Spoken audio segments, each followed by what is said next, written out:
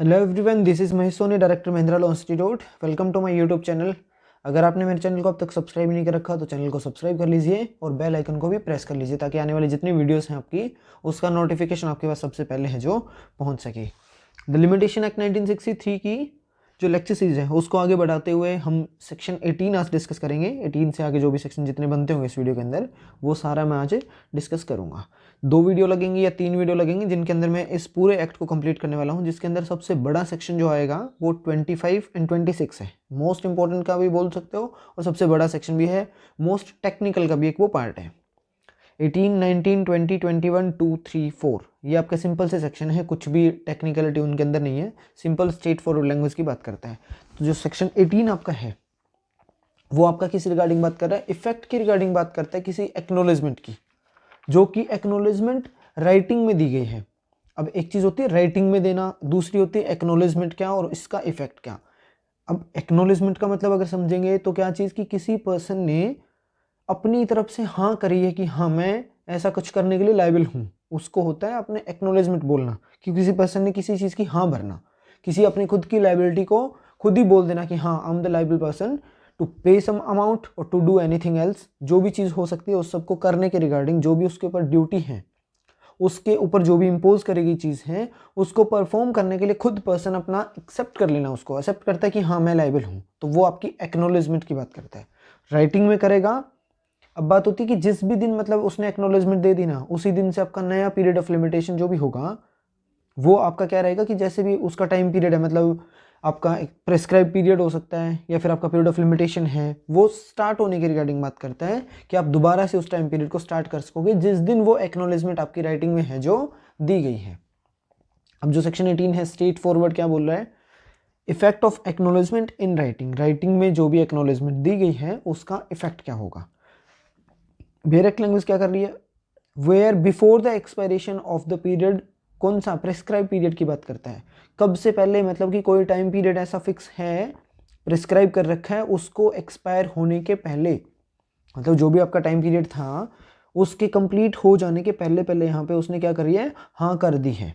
बोलता कि जहाँ पर उस टाइम पीरियड के एक्सपायर होने के पहले, सीधी सी सिंपल बात तो यहाँ पे लिख रहा है कि expiration of the prescribe period, prescribe period के एक्सपायर होने के पहले पहले फॉर ए शूट और application in respect of any property or right, किसी भी राइट के रिगार्डिंग या फिर किसी भी प्रॉपर्टी के रिगार्डिंग आपने जो भी शूट लगाना है और जो एप्लीकेशन लगानी थी उसका जो प्रेस्क्राइब पीरियड है उस टाइम पीरियड के एक्सपायर होने के पहले एन एक्नोलेजमेंट, कोई एक्नोलेजमेंट है of liability in respect of such property of right or right has been made in writing signed by the person or party against whom such party property or right is claimed. Simple ये बात बता रहा है कि कोई एक acknowledgement है जो कि यहाँ पे बताती है कि लाइबिलिटी अराइज हो रही है किसी राइट के लिए या फिर किसी प्रॉपर्टी के लिए। मतलब ए पर्सन है कोई और वो पर्सन आपका क्या बोल रहा है कि बोलता है कि हाँ मेरे खिलाफ बी पर्सन का कोई राइट है वो क्रिएट हो रहे हैं।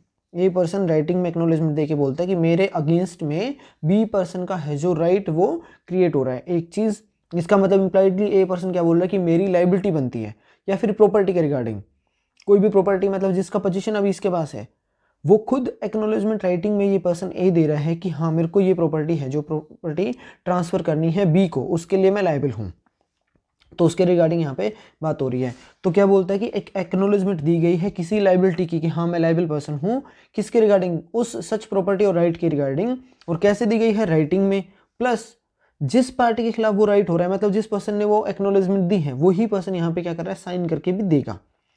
Against whom such property or right is claimed और बाय एनी अदर पर्सन, कोई भी अदर पर्सन हो सकता है, थ्रू होम ही डिराइव्स हिज टाइटल और लाइबिलिटी, या फिर मतलब कोई ऐसा पर्सन जिसके थ्रू उसने डिराइव कर रखा हो कोई भी राइट, टाइटल या फिर लाइबिलिटी जो उसके ऊपर इम्पोज करी गई है उनके रिगार्डिंग। मतलब बात हो रही है कि जो पर्सन डेटर है एक तरीके से, उस पर्सन ने मतलब यहाँ पे एक्नोलेजमेंट दी है कि हाँ मैं लायबल हूँ, इसको ये पैसा देना है या फिर ये इसको प्रॉपर्टी देनी है। तो डेटर का जो भी अदर पर्सन होगा जिससे उसने वो टाइटल जो है डेटर वाला वो डेटर में आपने डिराइव कर रखा हो किसी अदर पर्सन से, या फिर उसने जो लाइबिलिटी थी वो देने की वो चीज़ उसने क्या करी है?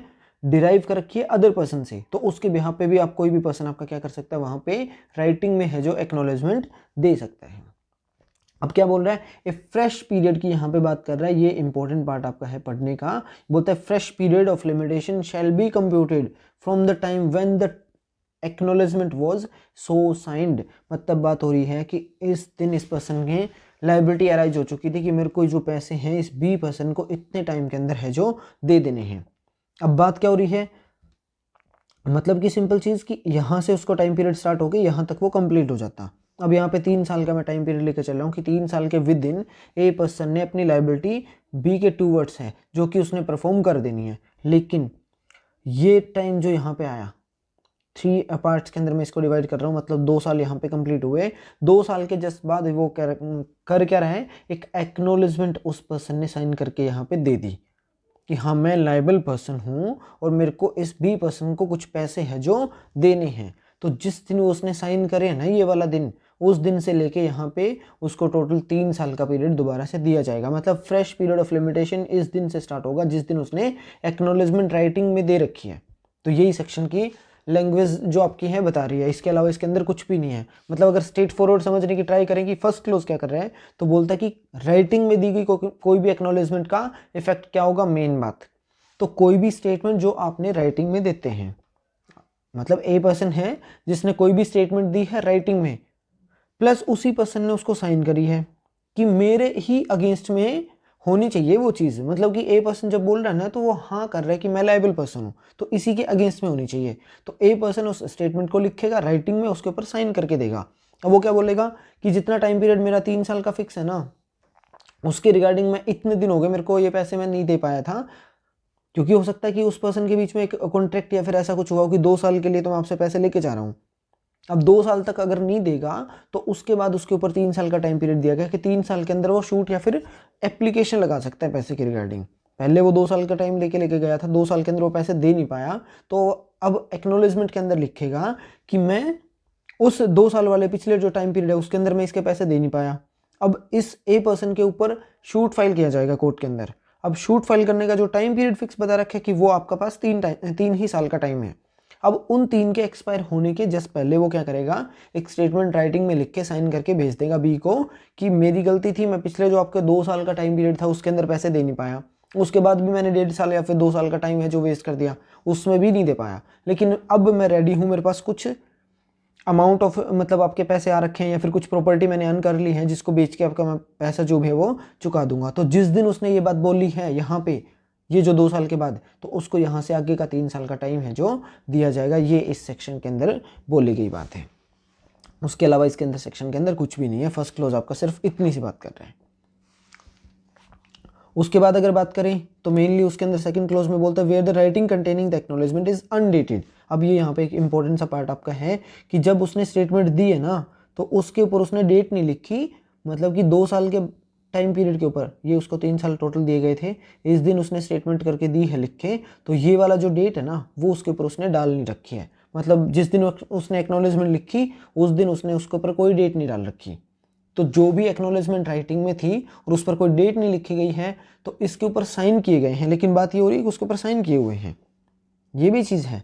व्हेन इट वाज साइंड, इसके अंदर कब साइन किए गए थे, वो आपका टाइम पीरियड जो था उसके रिगार्डिंग क्या किया जा सकता है, इसके ऊपर बात हो रही है कि उसका हम लोग क्या कर सकते हैं, ओरल एविडेंस है जो दे सकते हैं। सिंपल सा लिखा यहाँ से लेके कि उसके ओरल एविडेंस है जो दिए जा सकते हैं। Where the writing containing the acknowledgement is undated, मतलब किस दिन उसने साइन करे थे उस बात के ओरल एविडेंस आप है जो दे सकते हो, but subject to the provisions of section 91 and 92। ये आपको सेक्शन 2 है जो ध्यान रखने ही रखने हैं। 91 एंड 92 किसके हैं, ये इंडियन एविडेंस एक्ट की रिगार्डिंग बात कर रहा है कि जब भी कोई आपने स्टेटमेंट, कोई भी आपकी कॉन्ट्रैक्ट है, उसकी टर्म्स हैं, उसकी कंडीशन कुछ हैं, ये सारी चीज़ें जब आपने एक बार कोई भी आपने क्या कर ली राइटिंग में अगर उसको कंटेन कर दिया है, मतलब 2 चीज़ें रहती है, या तो पार्टी ने अपने एग्रीमेंट को पहले से राइटिंग में कर लिया एक, या फिर लॉ द्वारा रिक्वायर्ड था कि उसको राइटिंग में ही होना चाहिए, ये दोनों सेक्शन उसी की बात करते हैं आपके। तो उसके अंदर आपने क्या कर लिया, पार्टी ने उसको राइटिंग में कंटेन है जो कर दिए हैं, तो उसके बाद आप उसके ओरल एविडेंस नहीं दे सकते। अगर एक बार राइटिंग में है तो उसके प्रोविज़न को फिर भी ध्यान रखना पड़ेगा। मतलब एक बार लिख दिया तो वही चीज़ चलेगी, अगर आपने नहीं लिखा है तो उसके ऊपर आप उसके ओरल एविडेंस है जो दिए जा सकते हैं। लिखने के अंदर कुछ चीज़ें ऐसी हो जो कि आपका साइलेंट हो उस डॉक्यूमेंट के रिगार्डिंग, जो बात आपकी थी, जैसे डेट के रिगार्डिंग इसके अंदर बात कर रहे हैं तो डेट के रिगार्डिंग सिर्फ आप क्या कर सकते हो, उसके ओरल एविडेंस है जो दे सकते हो। लेकिन उसके अंदर एक्नॉलेजमेंट में आपके क्या क्या चीज़ें लिखी है उसके रिगार्डिंग आपका कोई भी जो ओरल एविडेंस अलाउड है जो नहीं करा जाएगा। ये इस सेक्शन के अंदर आपकी बात कर रहे हैं। सेकंड दोबारा देख लेते हैं, where the writing containing the acknowledgement is undated the oral evidence may be given of the time when it was sign. मतलब किस बात के ओरल एविडेंस देने की बात कर रहे हो कि कब ये साइन करी गई थी, इसके रिगार्डिंग आप इसके सिर्फ एविडेंस ओरली दे सकते हो। लास्ट में आपका लिखा है इसके अंदर oral evidence of its contents. अब बात यहाँ पे वही आ गई कि आपने जो कंटेंट की बात कर रहे थे, कंटेंट के ओरल एविडेंस आपको अलाउड नहीं करे जाएंगे कि मैंने जो पैसे एक्नॉलेजमेंट है उसकी ऐसी हाँ नहीं करनी चाहिए थी, या फिर मतलब जो मैंने स्टेटमेंट लिखी थी उसका मतलब ये नहीं, दूसरा कुछ और मतलब था। इस बात के रिगार्डिंग आपके कोई भी एविडेंस यहाँ पे उस कंटेंट के रिगार्डिंग अलाउड है जो नहीं करे जाएंगे। ये इसके अंदर आपकी बात कर रहे हैं। अब नेक्स्ट के अंदर अगर आएंगे तो नेक्स्ट में आपकी एक्सप्लेनेशन लिखी है, acknowledgement may be sufficient though its omit to specify the exact nature of property of right. कोई फर्क नहीं पड़ता कि आपने किस नेचर की प्रॉपर्टी एग्जैक्टली उसके अंदर लिखी है कि नहीं लिखी, किस तरीके का एग्जैक्ट राइट था, वो भी उसके रिगार्डिंग आपका कुछ भी नहीं बता रहा है।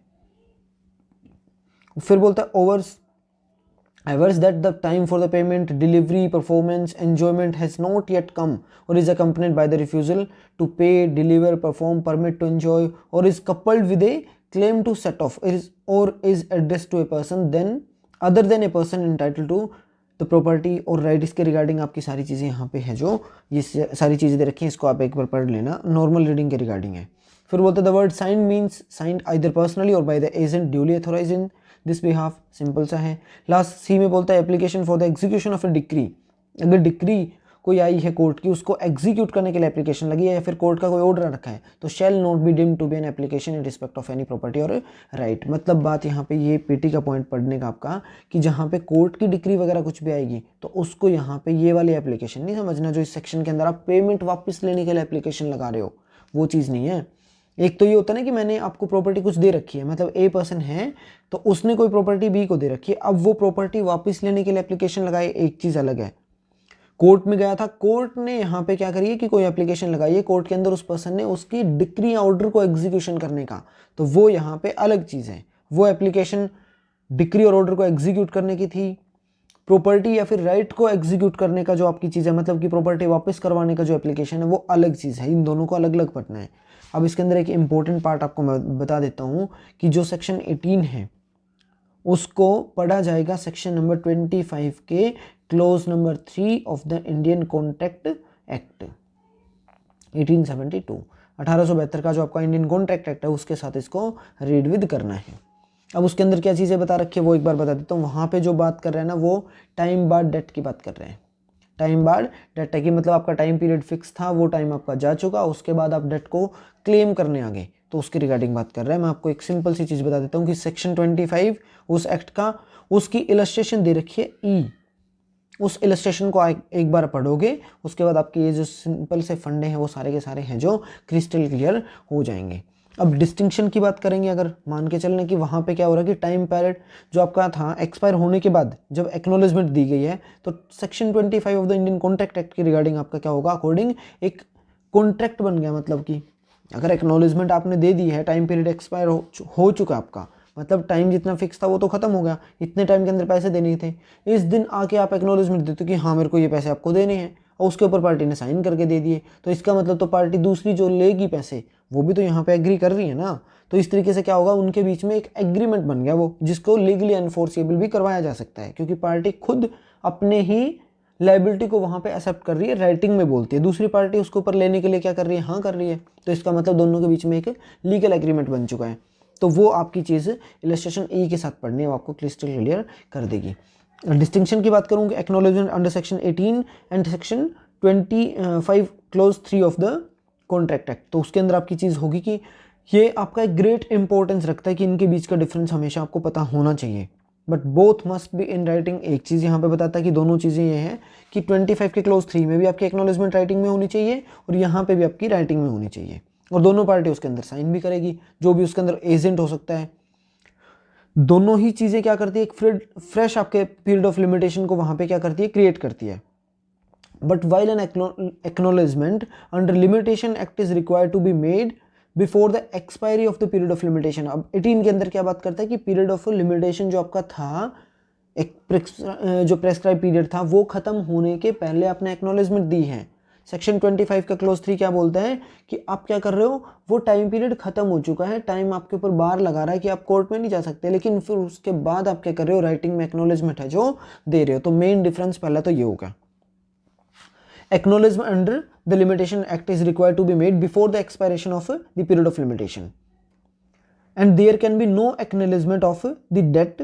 अब उसके अगर रिगार्डिंग बात करें कि प्रोमिस अंडर सेक्शन आपके 25 क्लोज 3 है, it may be after the period of limitation, ये चीज़ सही है। If a debt is time barred there can be no acknowledgement of debt, there can only be a promise to pay a date. अब इसके regarding क्या होगा कि जब इसकी बात करते हैं तो इसके अंदर आपकी क्या चीज़ हो रही है, जब आपका टाइम पीरियड था वो खत्म होने के बाद जब भी वो एक्नोलेजमेंट देगा तो उसका इफेक्ट क्या रहेगा, उसके रिगार्डिंग यहाँ पे बता रहा है वो। तो क्या बोलता है कि no acknowledgement can be there. अब देयर कैन भी क्या होगा कि एक प्रोमिस माना जाएगा कि हाँ मैं प्रोमिस करता हूँ आपको पैसे हैं जो आपके वापस दे दूंगा, and such promise would amount to a new contract. New contract का काम करेगा। It is open to the borrower to make a promise in writing signed by the agent or by himself to pay a debt of which he is creditor, might have enforcement, आपकी जो enforce कर देगा payment को। But आपके अगर limitation act की बात करें तो before expiration of the period ही होगा। ये टाइम आपका इतना है, उसके पहले पहले आपने यहाँ पे एक्नोलेजमेंट है जो दे देनी है। 25(3) के अंदर क्या चीज़ कर रही है, सिंपल सी बात कर रहा है कि इतना पीरियड ऑफ लिमिटेशन था वो आपका खत्म हो चुका, कोर्ट में आप जा नहीं सकते, सिंपल सा फंडा। अब यहाँ पे आके अगर पार्टी क्या करती है, इतने दिन के बाद आके खुद ही राइटिंग में बोल के जाती है कि हाँ मेरी लाइबिलिटी बनती है आपको पैसे देने की, मैं आपको ये पैसे इतने दिन के अंदर वापस कर दूंगा, तो टाइम पीरियड यहाँ से दोबारा से स्टार्ट होगा, ये आपका शिफ्ट होकर यहाँ पे आ जाएगा और एक नए आपका कॉन्ट्रैक्ट का काम करेगा। तो ये आपका सेक्शन नंबर 18 था लिमिटेशन एक्ट के रिगार्डिंग। अब अगर सेक्शन 19 पे आए तो सिंपल सी बात करता है, उसके अंदर भी कुछ भी नहीं है, वहाँ पे भी आपका एक तरीके से एक्नोलेजमेंट की ही बात करता है, एक्नोलेजमेंट की तरह ही है। इसके अंदर आपकी पेमेंट की बात करता है, वहाँ पे आपने राइटिंग में दे दिया था। इसके अंदर सिंपल बोल रहा है कि आपने कोई भी पैसे हैं, एक पर्सन बी को पैसे दे के बैठे हैं, 1 लाख रुपये उसने दे दिए। अब या तो उसने 1 लाख का जो भी इंटरेस्ट बनता होगा, जितना इंटरेस्ट बनता होगा वो पेमेंट कर दी, या फिर इसकी कुछ पार्ट ऑफ पेमेंट आपकी लेगेसी का था वो आपने पे कर दिया, तो लिमिटेशन नया स्टार्ट होगा जिस दिन आपने वो पेमेंट करी है उसी दिन से। सिंपल सेक्शन एक बार देख लेते हैं। बोलता है effect of payment on account of the debt or of interest on the legacy. कोई भी लेगेसी आपने क्रिएट कर रखी है, उसके ऊपर जो भी आपका इंटरेस्ट था उसकी पेमेंट कर दी, या फिर जो डेट था उसमें से कुछ अकाउंट पे आपने कोई पेमेंट कर दिया, तो उसी दिन से स्टार्ट करेंगे पीरियड ऑफ लिमिटेशन को दोबारा से। Where the payment on account of a debt or interest of a legacy is made before the expiration of the prescribe period. जो भी आपका वही सिंपल चीज़ है कि जितना टाइम आपने फिक्स कर रखा था, ये वाला आपका टाइम पीरियड है, उसके एक्सपायर होने से पहले यहाँ पे आके आपने क्या कर दिया, कुछ पेमेंट कर दी है, डेट की कोई पेमेंट कर दी, या फिर आपने उस लेगेसी का जितना भी इंटरेस्ट बनता था वो आपने पे कर दिया। By the person liable to pay. अब इसके अंदर जो भी ए पर्सन था उसने पैसे बी को दे रखे हैं, तो बी पर्सन ने इतने टाइम के ऊपर यहाँ पे आके पेमेंट कर दी, तो पीरियड ऑफ लिमिटेशन यहाँ से स्टार्ट करके नया स्टार्ट कर देंगे। By his agent duly authorized in this behalf, a fresh period of limitation, इसको ध्यान से पढ़ना है, fresh period of limitation shall be computed from the time when the payment was made। मतलब इस दिन जो पेमेंट दी है ना, उस दिन से ये वाला टाइम यहाँ पे रखेंगे, इतने टाइम से आपका नया पीरियड ऑफ लिमिटेशन है जो स्टार्ट हो जाएगा। बट इसके अंदर प्रोवाइजो ऐड कर दिया, provided that save in the case of payment of interest before the first day of January 1928 की 1 जनवरी से पहले जो भी पेमेंट करी है, an acknowledgement of the payment appears in hand writing of or in writing sign by the person making the payment. उसके regarding आपकी sign यहाँ पे लिखे होनी चाहिए चीज़, और आपकी राइटिंग करी होनी चाहिए, खुद मतलब राइटिंग में देगा, उसके ऊपर साइन करके देगा। एक्सप्लेनेशन के अंदर सिंपल सी बता दी कि where the mortgage land is in the position of the mortgagee, मतलब ए पर्सन ने प्रॉपर्टी को यहाँ पे इसको मॉर्गेज पे दे रखी है, तो रिसिट ऑफ द रेंट, जो भी उसका रेंट आएगा वो, और प्रोड्यूस मतलब यहाँ पे बात हो रही है कि उस जमीन से जो आपकी पैदावार होती है, प्रोडक्शन जो होता है ना, उसके रिगार्डिंग बात कर रहे हैं, वो आपका प्रोड्यूस होता है। Of such land shall be deemed to be the payment. यहाँ पे जो आपने यहाँ पे समझी है ना ये चीज़, तो इसका मतलब ये वाली चीज़ रेंट और उस प्रोडक्शन जिस दिन भी देगा उस दिन से आप समझोगे कि आपने वो पेमेंट है जो करी है, तो जिस दिन ये चीज़ देंगे उस दिन से फ्रेश पीरियड ऑफ लिमिटेशन आपका स्टार्ट होगा। डेट के regarding, date does not include the money payable under A decree और ऑर्डर ऑफ द कोर्ट। वही सिंपल ऊपर वाली चीज़ के अंदर आई थी, जैसे ये वाला क्लोज था, सेम यहाँ पे इसका कनेक्शन यहाँ पे भी बनता है। क्या बोलता है कि डेट का मतलब ये नहीं समझना कि जो कोर्ट ने डिक्री पास करके या फिर ऑर्डर में लिख रखा है, नहीं जी। बात होती है कि ए ने जो ओरिजिनल अमाउंट बी को पे कर रखा है उस ओरिजिनल पेमेंट की बात करते हो। कोर्ट डिक्री आपकी या फिर ऑर्डर पास करके क्या करेगा, एक तरीके से उसके ऊपर फाइन लगाएगा, वो चीज़ आपका डेट नहीं है। इसने जो ओरिजिनल अमाउंट इसको पे कर रखा था उस पार्ट को यहाँ पे सिर्फ है जो एक आपका डेट समझना है, बाकी कुछ भी है जो समझने का नहीं है। तो ये सेक्शन आपका 19 था। उसके बाद का जो सेक्शन आपका 20, 21, 22, 3 है, ये आपको अलग वीडियो के अंदर मैं प्रोवाइड करवा दूंगा।